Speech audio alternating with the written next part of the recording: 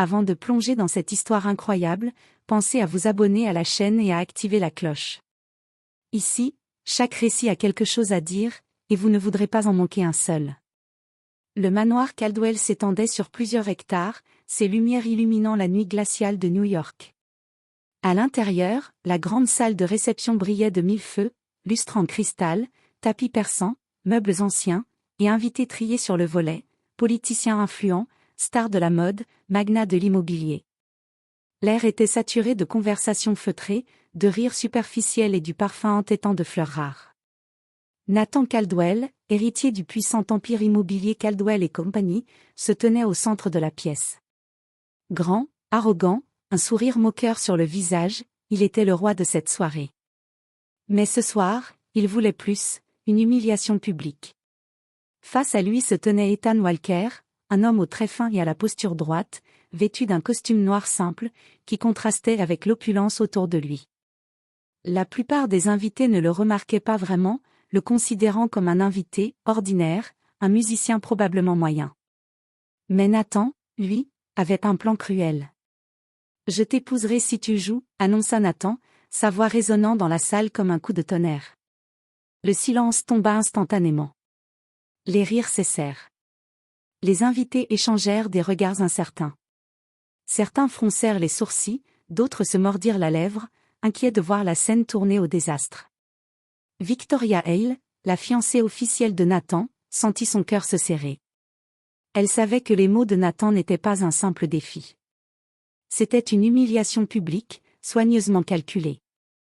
Nathan s'avança, les mains dans les poches, dominant la scène.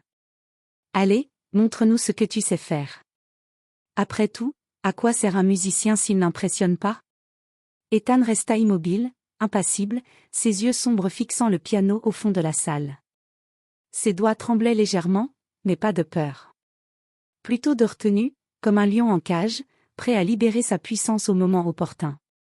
Personne dans la pièce ne savait qu'Ethan Walker avait été un prodige international, applaudi par des salles entières à Vienne, Paris et Tokyo. Ses mains avaient déjà changé le cours de concerts prestigieux, et ce soir, il devait faire face à l'arrogance d'un homme qui se croyait tout permis. « Si tu réussis, » continua Nathan, le sourire plus cruel que jamais, « je jure devant tous ces témoins que je t'épouserai. » Un murmure parcourut la salle. Certains invités rirent, pensant que c'était une blague. Mais Victoria savait que Nathan parlait sérieusement. La tension était palpable. Les chandeliers tremblaient presque sous le poids de l'air glacé qui s'était infiltré dans la pièce. Même le piano semblait retenir son souffle, attendant l'inévitable. Ethan s'approcha lentement de l'instrument, chaque pas résonnant sur le parquet ciré. Ses mains se posèrent sur les touches, légères comme des plumes, mais chaque fibre de son corps était tendue, prête à raconter ce que des années de silence avaient construit en lui. Il ne jouait pas pour Nathan. Il ne jouait pas pour les invités. Il jouait pour lui-même. Pour prouver que personne, même le plus arrogant des hommes, ne pouvait briser un véritable artiste. Victoria le regarda, fascinée et inquiète. Elle savait que ce qui allait suivre dépasserait toutes les attentes, et que Nathan, pour une fois, risquait d'être confronté à l'humiliation qu'il méritait. Le silence était total. Le piano attendait. La première note allait tout changer. La réception battait son plein dans le manoir Caldwell. Les conversations légères et les rires feutrés masquaient à peine la compétition silencieuse entre invités, chacun voulait montrer qu'il appartenait à l'élite. Les coupes de champagne brillaient comme des diamants, les serveurs glissaient entre les convives avec des plateaux impeccables, et les portraits des ancêtres Caldwell semblaient observer chaque geste avec jugement. Ethan Walker se tenait dans un coin, discret. Ses yeux noirs glissaient sur la pièce, observant chaque invité, chaque sourire calculé, chaque murmure de commérage. Il aurait pu se contenter d'être un spectateur de ce théâtre mondain. Mais Nathan Caldwell avait choisi de faire de lui la cible de son arrogance. « Tu joues du piano, n'est-ce pas ?» lança Nathan, sa voix résonnant dans la pièce comme un fouet. Ethan hocha la tête calmement. « Oui. »« Alors amuse-nous », continua Nathan, ses yeux pétillants d'un mélange de défi et de cruauté. « Après tout, pourquoi avoir un musicien si ce n'est pour divertir les autres ?» Un rire étouffé parcourut la salle. Les invités s'étaient habitués aux caprices de Nathan, mais il y avait quelque chose dans ce ton, un mélange de moquerie et de menace implicite, qui glaçait le sang. Victoria Hale, la fiancée, sentit une boule se former dans sa gorge. Elle savait qu'Ethan n'était pas un musicien, ordinaire, mais personne ici ne le savait. Nathan, lui, ignorait la vérité. Et c'était exactement ce qui le rendait si sûr de lui.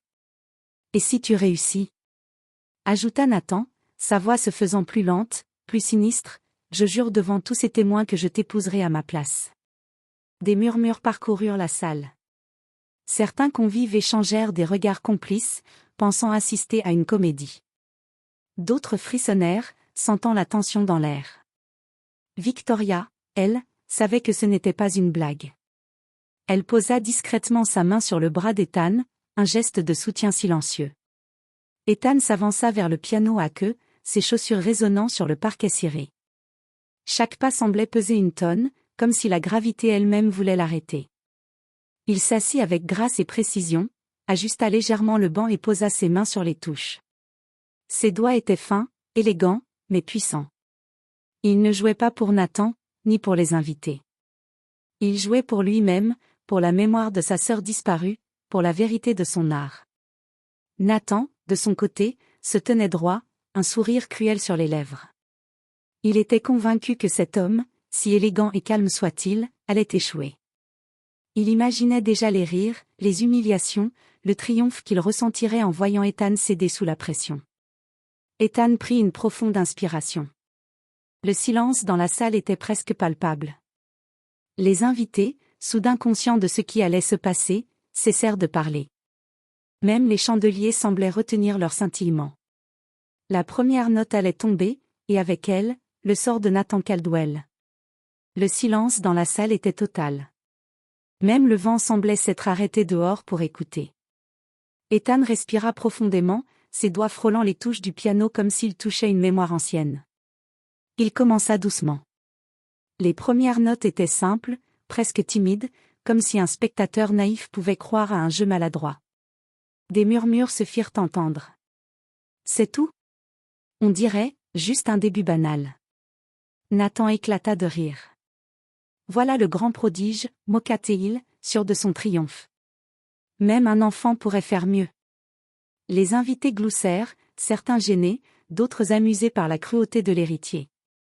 Victoria, elle, sentit une montée de frustration et d'inquiétude. Elle connaissait le talent d'Ethan. Elle savait que ce rire allait bientôt se transformer en malaise. Puis, lentement, tout changea. Les notes simples devinrent un murmure puissant, un flot de sons qui semblait respirer.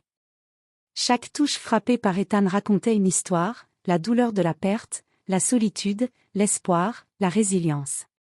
La musique n'était plus seulement des sons, elle devenait vivante, palpable. Les invités sentirent quelque chose vibrer en eux qu'ils ne pouvaient expliquer. Un vieux sénateur laissa tomber sa coupe de champagne, incapable de détourner le regard. Une femme dans la galerie se mit à pleurer, des larmes silencieuses coulant sur ses joues. Victoria sentit ses mains trembler. Chaque note touchait un coin de son cœur qu'elle ne connaissait pas. Nathan, lui, fronça les sourcils. Ses lèvres se crispèrent. Les rires et les murmures qu'il avait anticipés s'étaient éteints. Il avait imaginé un échec, une humiliation d'Ethan, mais ce qui se passait dépassait tout ce qu'il avait prévu. La salle entière était envoûtée. Il sentit un frisson parcourir son échine. Ethan jouait avec une maîtrise qui semblait surnaturelle, une profondeur émotionnelle qui suspendait le temps. Chaque note résonnait dans le cœur des invités, révélant des émotions enfouies depuis des années. La musique se transformait en un miroir dans lequel chacun voyait ses regrets, ses espoirs et ses vérités. Victoria s'approcha du piano, fascinée. Elle réalisa que ce n'était pas seulement la musique qui était impressionnante. C'était Ethan lui-même, sa force, sa passion, son histoire invisible. Nathan, à côté, se sentait étrangement petit. Son arrogance s'effritait à chaque note. La salle, hypnotisée, comprit enfin. L'homme devant le piano n'était pas un musicien ordinaire. Il était un maître, un conteur, un artiste capable de transformer un simple moment en une expérience inoubliable. Et Nathan. Nathan venait de découvrir qu'il avait déclenché quelque chose qu'il ne pourrait jamais contrôler. Lorsque la dernière note d'Ethan s'éteignit, le silence fut immédiat. Presque étouffant. La salle entière retenait son souffle, comme si personne n'osait rompre l'enchantement. Les convives, figés, réalisaient qu'ils avaient assisté à quelque chose d'unique, quelque chose qui dépassait de loin toutes leurs attentes. Victoria Hill était la première à applaudir, timidement au début, puis de plus en plus fort, emportée par l'émotion pure. Bientôt, l'ovation se propagea, irrésistible, tandis que les invités se levaient un à un, frappant des mains, certains avec les larmes aux yeux. Mais Nathan Caldwell, lui, resta immobile. Son sourire cruel avait disparu, remplacé par une expression de choc et d'incompréhension. Ses yeux parcouraient la salle, cherchant un indice sur ce qu'il venait de voir. La musique avait transcendé sa raillerie, dépassé son arrogance. Qui êtes-vous vraiment, balbutia-t-il, sa voix trahissant une panique nouvelle. Ethan se leva lentement. Le silence retomba, plus lourd cette fois, chargé de respect et de tension. Il ne se précipita pas pour répondre, laissant Nathan se débattre dans sa propre confusion. Puis, calmement. « Je m'appelle Ethan Walker. » Sa voix était posée, mais ferme. Ancien prodige du conservatoire de Juilliard. Lauréat du concours international de Vienne. J'ai arrêté ma carrière après la mort de ma sœur. Le piano était mon refuge, et parfois, ma douleur. Un murmure parcourut la salle. Certains invités échangèrent des regards stupéfaits. Un ancien critique musical présent se leva, la mâchoire crispée. Mon Dieu, c'est lui. Nathan sentit son monde s'effondrer autour de lui.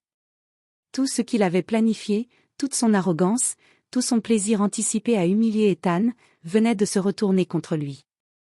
Il était maintenant le ridicule, observé par tous. Le puissant héritier se retrouvait à genoux, non devant Ethan, mais devant la vérité de sa grandeur. Vous auriez pu refuser, s'étrangla-t-il. Vous auriez pu me laisser briller. Ethan le fixa, sans colère, mais avec une force tranquille qui pesait plus lourd qu'un tribunal. Je n'ai pas joué pour toi. Je n'ai jamais joué pour vous, Nathan. J'ai joué pour moi, pour me rappeler qui je suis, et pour que ceux qui ont le courage d'écouter puissent comprendre ce qu'est la véritable musique. Victoria s'approcha alors, le visage marqué par l'émotion. Elle posa une main sur l'épaule d'Ethan, mais son regard se tourna vers Nathan. Nathan, tu as cru que l'humiliation des autres te rendrait grand. Dit-elle, d'une voix douce mais tranchante, mais elle révèle seulement ton vide. Et moi, je ne peux pas être avec quelqu'un qui se réjouit de la souffrance des autres. Nathan, figé, sentit une honte profonde le submerger. Les invités le regardaient, certains compatissants, d'autres amusés par sa chute. Pour la première fois de sa vie, il comprit ce que c'était que d'être mis à nu devant tous. Ethan, lui, se tourna vers le piano, effleura les touches une dernière fois et sourit. Sa musique avait parlé, sa vérité avait été révélée, et Nathan Caldwell venait de réaliser que la grandeur n'est jamais acquise par la cruauté, mais par le respect et le talent. La salle était encore en ébullition après la performance d'Ethan, mais Nathan Caldwell se sentait comme vidé. Les éclats de rire qu'il avait imaginés, la victoire qu'il croyait acquise, tout cela s'était retourné contre lui. Chaque regard posé sur lui était une condamnation silencieuse. Les murmures ne parlaient plus de musique, mais de son arrogance et de sa cruauté. Victoria s'avança, ses pas résonnant dans la pièce comme un jugement. Elle posa doucement sa main sur la table où Nathan avait prévu de déposer sa coupe de champagne triomphale. Puis, calmement, elle retira la bague de fiançailles et la posa devant lui. Nathan, tu as cru qu'humilier un homme talentueux serait divertissant.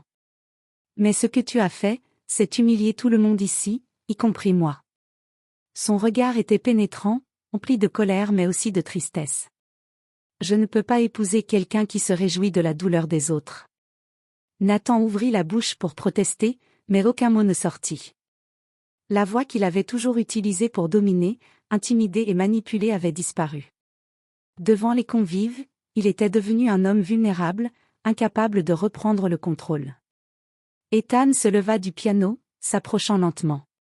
Chaque pas semblait mesurer la distance entre le pouvoir de Nathan et la dignité retrouvée. Nathan, dit-il calmement, tu as voulu montrer ta supériorité. Mais la grandeur ne se prouve pas par la cruauté. Elle se mesure dans le respect, dans l'art et dans la vérité. La salle, captivée, retenait chaque mot. Même les plus cyniques parmi les invités sentaient le poids de la leçon. Nathan, pour la première fois de sa vie, se sentit petit. Sa fierté, sa richesse, son statut, rien de tout cela ne pouvait réparer la honte qui venait de le frapper. Les regards qui autrefois l'admiraient le condamnaient maintenant. Il était seul, face à l'échec de son arrogance. Victoria se tourna vers Ethan, un sourire de soulagement et d'admiration illuminant son visage. Je crois que nous avons beaucoup à découvrir ensemble, murmura-t-elle. Ethan esquissa un léger sourire. La musique nous a réunis, et elle nous montre aussi la voie. Les invités, encore sous le choc de ce qu'ils venaient de voir, commencèrent à quitter la salle, laissant Nathan seul avec son orgueil brisé et sa leçon amère. Ethan, Victoria et le piano restèrent au centre de la pièce, symbole de dignité, de talent et de vérité.